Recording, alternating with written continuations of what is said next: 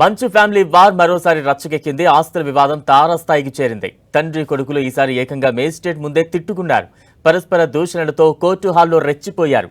కొట్టుకున్నంత పని చేశారు.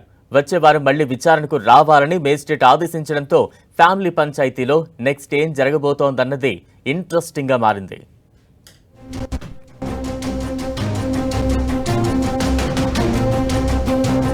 మంచు ఫ్యామిలీలో ఆస్తుల ఫైటింగ్ తారాస్థాయికి చేరుకుంది.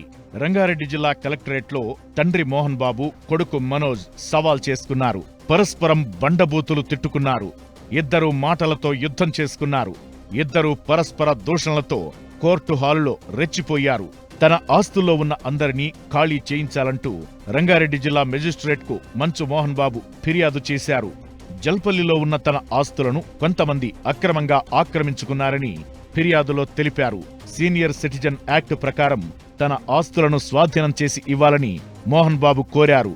దీనిపై స్పందించిన కలెక్టర్ మనోజ్కు నోటీసులిచ్చారు.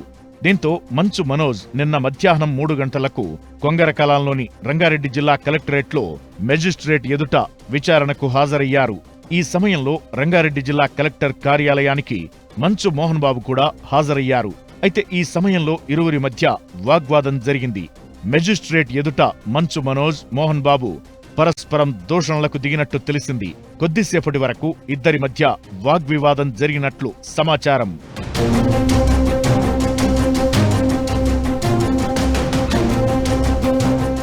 ఆస్తి తగాదాకి సంబంధించి ప్రతిమా సింగ్కు పూర్తి వివరాలు అందజేసిన మోహన్ బాబు, మనోజ్ రంగారెడ్డి జిల్లా కలెక్టర్ కార్యాలయం నుంచి వెళ్లిపోయారు.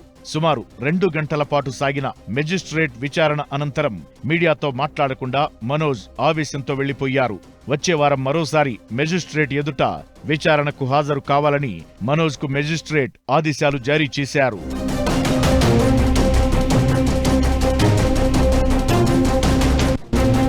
గతేడాది మొదలైన వివాదం రోజురోజుకు ముదురుతోంది. మొదట హైదరాబాద్లోని జల్పల్లిలో ఉన్న మోహన్ బాబు నివాసానికి మనోజ్ వెళ్లగా అక్కడే ఉన్న సిబ్బంది ఆయన్ను అడ్డుకున్నారు. ఆ తరువాత పరిస్థితి తీవ్ర ఉద్రిక్తతకు దారితీసింది. దీంతో ఒకరిపై ఒకరు ఫిర్యాదు చేసుకోవడంతో పోలీసులు కేసులు నమోదు చేశారు. తనపై గుర్తు తెలియని వ్యక్తులు దాడి చేశారంటూ పహాడీ షరీఫ్ పోలీస్ స్టేషన్కు వెళ్లి మంచు మనోజ్ ఫిర్యాదు చేశారు. అయితే అది జరిగిన గంటలోనే మోహన్ బాబు వాట్సాప్ ద్వారా రాచకొండ పోలీస్ కమిషనర్ సుధీర్ బాబుకు ఫిర్యాదు పంపారు. తన కుమారుడు మనోజ్తో ప్రాణహాని ఉందని ఆయన పేర్కొన్నారు. దీంతో మనోజ్, అతని భార్య మౌనికపై చర్యలు తీసుకోవాలని కోరారు.